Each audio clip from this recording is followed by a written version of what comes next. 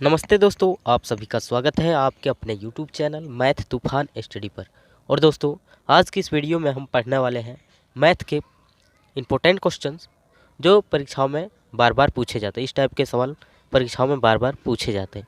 तो दोस्तों, आइए वीडियो को स्टार्ट करते हैं। आइए दोस्तों, पहला सवाल आपके सामने है। कहता है, अमन को किसी परीक्षा में 20% अंक मिले और वह 24 अंकों से अनुत्तीर्ण हो गया तथा रमन को 45% अंक मिले और वह 26 अंकों से उत्तीर्ण हो गया। परीक्षा में उत्तीर्ण होने के लिए कितना प्रतिशत अंक आवश्यक है? दोस्तों, अमन किसी परीक्षा में 20% अंक लाया लेकिन 24 अंक से फेल कर गया, ठीक है। और रमन को मिला 45% अंक लेकिन 26 अंक ज़्यादा आ गया। तो कहता है परीक्षा में पास होने के लिए कितना प्रतिशत अंक आवश्यक है, ये बात हमको बताना है। तो दोस्तों देखिए, अमन को कितना 20% मिला और 24 अंक से फेल कर गया, ठीक है। 20% अंक मिला, लीजिए 20% अंक मिला और 24 अंक से फेल कर गया। अगर दोस्तों 24 अंक इसको दे देते हैं, 24 अंक इसको मिल जाता तो पास कर जाता, नहीं 24 अंक कम मिला, फेल कर गया। तो 24 अंक इसको दे दिए तो ये पास कर गया। अब देखिए रमन को कितना मिला, रमन को मिला 45% अंक।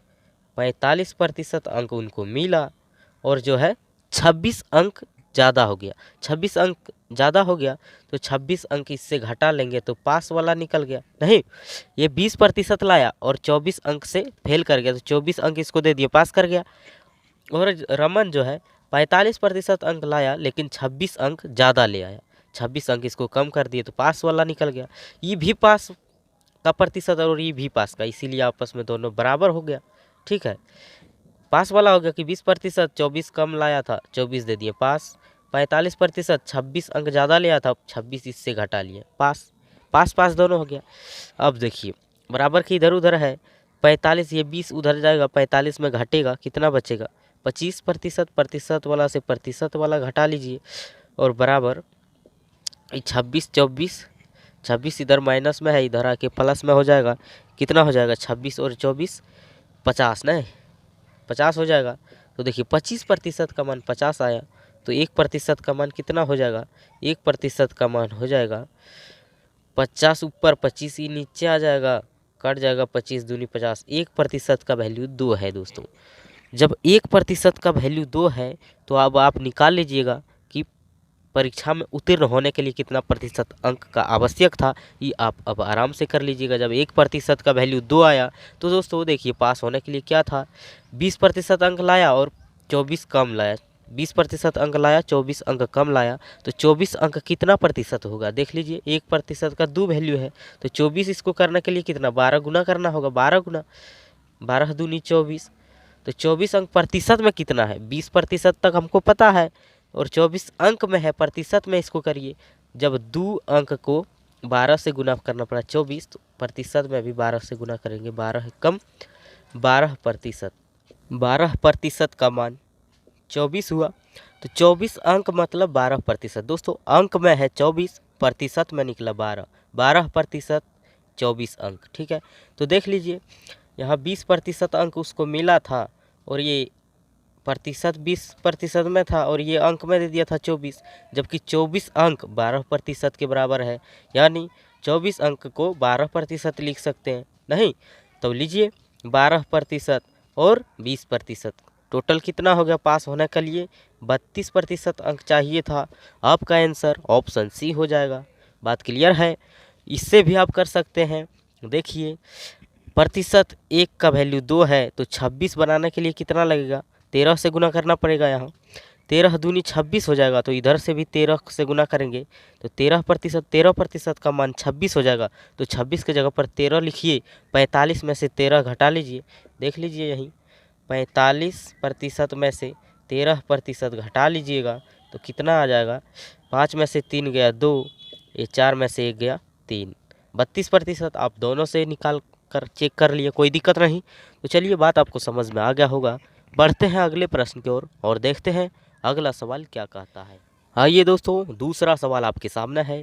कहता है किसी घड़ी की कीमत पर यदि 35% छूट तथा दो क्रमिक छूट 20% तथा 20% में अंतर 22 रुपया हो तो घड़ी की कीमत कितनी थी।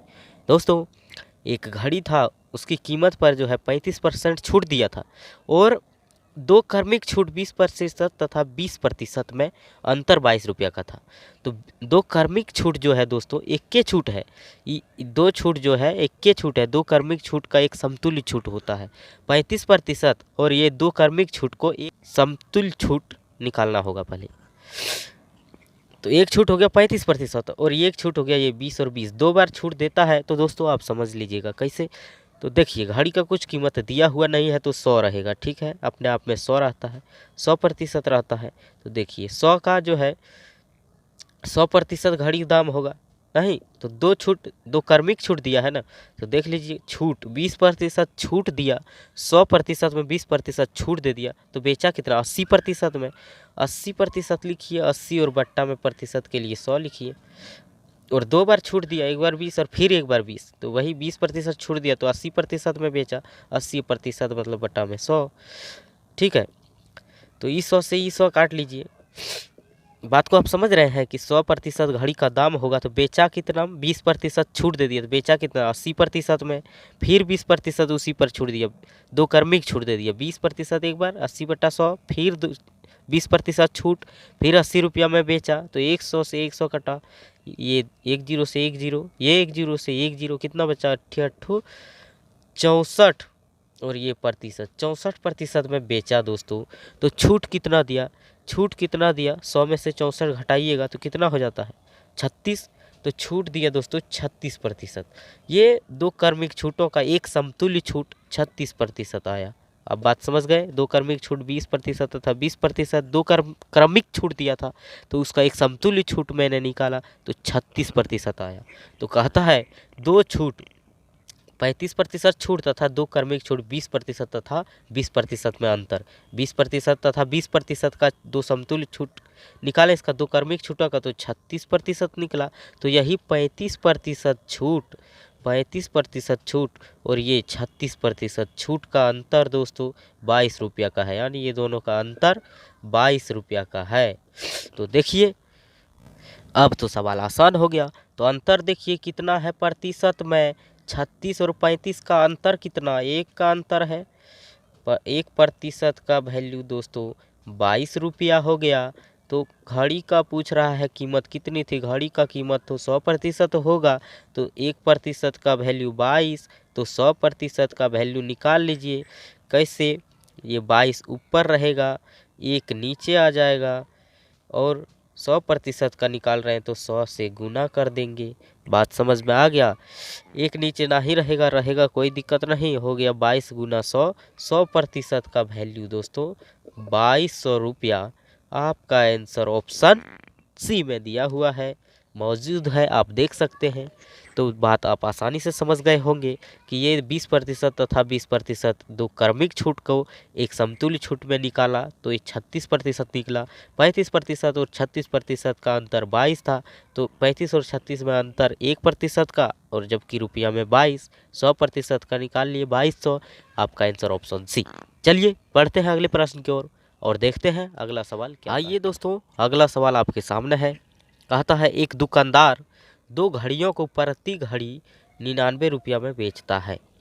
एक घड़ी पर उसको 10% लाभ होता है और दूसरी घड़ी पर 10% हानि होती है, तो उसको कितने प्रतिशत लाभ या हानि हुई। दोस्तों ऐसे सवाल लाभ और हानि का, देखिए जब दोनों का विक्रय मूल्य समान रहेगा ना, दो वस्तु का बात रहेगा, देखिए दो घड़ी का बात है, प्रति घड़ी 99, यानी दोनों घड़ी 99 रुपया में, 99 रुपया 99 में दोनों को बेचा, ठीक है। तो एक पर जो है 10% लाभ हो गया और दूसरा घड़ी पर जो है 10% का हानि हो गया।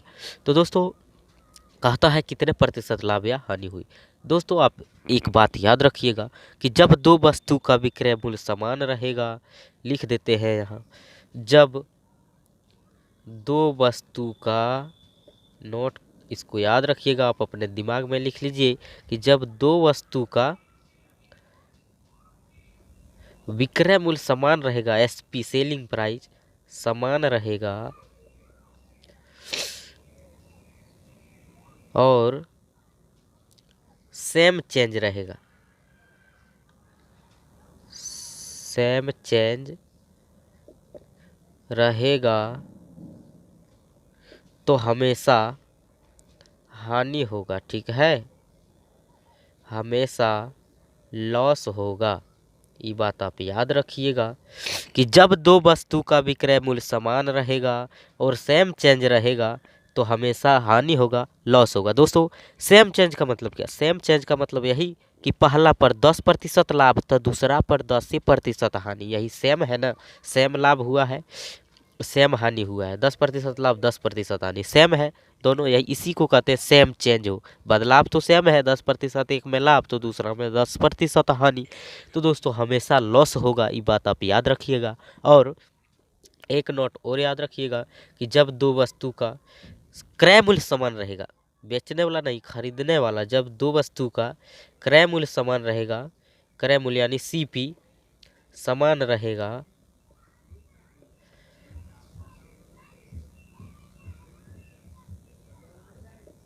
और सेम चेंज रहेगा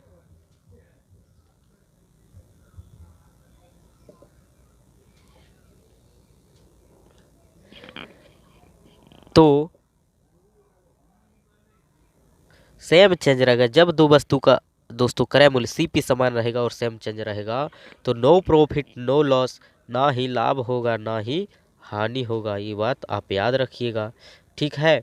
दोस्तों दो बात याद रखना है, जब दो वस्तु का एसपी विक्रय मूल्य समान रहेगा और सेम चेंज रहेगा तो हमेशा लॉस होगा, और क्रय मूल्य जब समान रहेगा खरीदने वाला मूल्य तो और सेम चेंज अगर रहेगा तो प्रॉफिट और नो लॉस, कुछ नहीं होगा, ना ही हानि होगा और ना ही लाभ होगा। ये बात आप याद रखिएगा। तो चलिए, तो हमेशा इसमें लॉस होगा जब देखिए विक्रय मूल्य समान है, बेचता है 99 करके, दोनों वस्तु का दोनों घड़ी का विक्रय मूल्य समान है और सेम चेंज है, एक पर 10% लाभ तो दूसरा पर 10% हानि, तो कितना हानि हुआ? हमेशा लॉस तो होगा, लेकिन कितना लॉस होगा इसके लिए फार्मूला होता है दोस्तों x² / 100, ठीक है। x² / 100 का मतलब यही सेम चेंज क्या हुआ है, 10 हानि 10% लाभ 10% हानि, तो x का वैल्यू यही 10 होता है, ठीक है। 10 का स्क्वायर करिए और बट्टा 100, 10 का स्क्वायर हो जाएगा 100 और नीचे में 100, 100 से 100 कट जाएगा दोस्तों, कितना लॉस हो गया? 1% हानि होगा। आपका आंसर ऑप्शन ए में ही दिया हुआ है, 1% हानि, ठीक है। इसको अगर आप देखना चाहते हैं कि प्रैक्टिकली में हुआ कैसे है तो आप देख सकते हैं, लीजिए बता ही देते हैं उसको भी कि देखिए 99 में दोनों को बेचा, लिख लीजिए 99 और 99 रुपया में, ठीक है। एक ठो को बेचा 99 में और एक ठो को बेचा 99 में, दोनों को बेचा कितना में, 9 9 18 8 9 9 18 1 19, 198 रुपया में दोनों को बेचा, ठीक है। तो देखिए 99 रुपया में बेचा तो 10% लाभ हो गया, तो 110% का वैल्यू हुआ 99, नहीं 99 में बेचा और 10% लाभ, 10% लाभ का मतलब दोस्तों 100 में जोड़कर 10% लाभ 100 में जोड़िए 110, 110% में बेचा जबकि रुपया में 99 रुपया में बेचा है, ठीक है। क्रय मूल्य कितना होगा? 100% का निकालिए, 100% का वैल्यू कितना होगा? 99/110 और गुना 100% का निकाल रहे हैं तो 100, लीजिए 1 0 से 1 0 काट दीजिए, 11 9 99, 9 दाही 9 गुना 10 करेंगे, 9 दाएँ हो गया 90। तो दोस्तों पहला वस्तु खरीदा था 90 रुपये में, ठीक है, जिस पर 10% लाभ कमाया। अब देखिए दूसरा पर क्या किया, 10% हानि हो गया। 10% हानि का मतलब कितना में बेचा है? 90% में, ठीक है। 90% में बेच 10% हानि तो 100 में घटाइए, 10 90 हुए, 90% में बेचा जबकि रुपया में बेचा है 99 रुपया में, ठीक है। तो 90% का वैल्यू 99 तो 100% का निकाल लीजिए ना, 100% का 99 ऊपर, 90 आ जाएगा नीचे और गुना 100% का निकाल रहे हैं 100, 1 0 से 1 0, 9 से काटिएगा 99, 11 बार में 11 होता है 110। दोस्तों इसको 110 रुपये में खरीदा था, ठीक है। एक ठो को खरीदा 110 में और एक ठो को खरीदा था 90 में, ठीक है। 90 और 110 खरीदने में उसको कितना पैसा लग गया? खरीदने में लग गया 90 और 110 200 रुपया पूरा, खरीदने में दोस्तों लग गया 200 रुपया, और जबकि बेचा है 198 में ही, कितना का घाटा? 2 रुपया का घाटा, 2 रुपया का घाटा लग गया। कितने पर कितना में खरीदा था? 200 में खरीदा था, क्रय मूल्य नीचे और प्रतिशत में निकालने के लिए 100% से गुना कर दीजिए। लीजिए 100 से काटिएगा 200 को 2 बार में और 2 से 2 को 1 बार में, 1% का हानि हो गया। आपका आंसर ऑप्शन ए। बात समझ में आ गया। हानि हुआ था ना कि 200 में खरीदा और 198 में ही बेच दिया। हानि हुआ कितना, 2 रुपया का। कितने पर, 200 रुपया पर। 100% से गुना कर दीजिए। प्रतिशत में लाने के लिए 100 से काटा 200 को 2 बार में, 2 से काटा 2 को 1 बार में, 1% का हानि हो गया ना। अब बात समझ गए होंगे। चलिए बढ़ते हैं अगले प्रश्न की ओर और देखते हैं अगला सवाल। आइए दोस्तों, अगला सवाल है कि प्रश्न चिन्ह के स्थान पर आने वाली संख्या ज्ञात कीजिए। देखिए क्या है, 6250 बट्टा रूट अंडर वाट। प्रश्न चिन्ह यहाँ है बराबर 625। तो यहाँ क्या होगा, ये बात पूछा है। तो दोस्तों आप इसको कई तरह से बना सकते हैं। बिल्कुल आसान है। आपको देखने में थोड़ा घबरा गए होंगे लेकिन बिल्कुल आसान है। कैसे, देखिए ऐसे रहता है, वो बराबर दिया है 625। तो आप जानते हैं कि यहाँ नहीं कुछ है तो नीचा 1 है। बराबर के इधर उधर कोना कोनी गुना होता है, नहीं तो कोना कोनी गुना करिए। 625 गुना रूट अंडर हो जाएगा वाट। देखिए कोना कोनी कर रहे हैं, 625 गुना रूट अंडर वाट। तो क्या हो जाएगा, 625 गुना रूट अंडर और ये प्रश्न चिन्ह वाट। ठीक है, बराबर कोना कोनी गुना करिए, 6200 गुना 50 गुना 1, 6250 गुना 1 करिएगा तो वही हो जाएगा 6250। इधर गुना में इसको भाग में ले जाइए, इधर बचेगा रूट अंडर वाट बराबर इसको 6250 ऊपर, ये गुना में इधर नीचे जाएगा भाग में 625। 625 से ये 10 बार में कट जाएगा तो रूट अंडर का वैल्यू कितना हो जाएगा, रूट अंडर वाट का वैल्यू 10 है। रूट अंडर वाट का वैल्यू 10 है तो रूट हटेगा, इधर स्क्वायर चढ़ेगा। प्रश्न चिन्ह बराबर क्या हो जाएगा, ये रूट हटेगा तो उधर स्क्वायर न चढ़ेगा तो 10 का स्क्वायर करिएगा तो 10 गुना 10, 10 गुना 10 तो 100 होता है। तो यही 100 दोस्तों प्रश्न चिन्ह के जगह पर रहेगा। आपका आंसर ऑप्शन बी हो जाएगा। ठीक है, और ऐसे भी कर सकते हैं। कैसे, ऑप्शन से भी बना सकते हैं। आप देख लीजिएगा 200 यहाँ रखिएगा तो 200 का वर्गमूल कितना होता है। ये 200 का वर्गमूल तो पूरा पूरी टूटेगा नहीं, तो पूरा पूरी टूटेगा तो नहीं पूरा पूरी कटेगा कहाँ से, इतने ऑप्शन नहीं होगा। 100 को यहाँ रख लीजिएगा, 100 का वर्गमूल कितना होता है 10, तो 10 से इसमें भाग दीजिएगा 625 आ जाता है। फटाक से मार दीजिएगा कि हाँ प्रश्न चिन्ह के जगह पर 100 होगा। तो दोस्तों वीडियो अच्छा लगा है तो लाइक करिए, और आप हमारे चैनल को अभी तक सब्सक्राइब नहीं किए हैं तो भैया लाल कलर में बटन है सब्सक्राइब लिखा हुआ, उसको दबाकर चैनल को सब्सक्राइब कर लीजिए और बगल में बेल आइकन को ऑल नोटिफिकेशन में सेलेक्ट कर लीजिए। तो दोस्तों आज के लिए इतना ही, फिर मिलते हैं अगली वीडियो में। Thank you.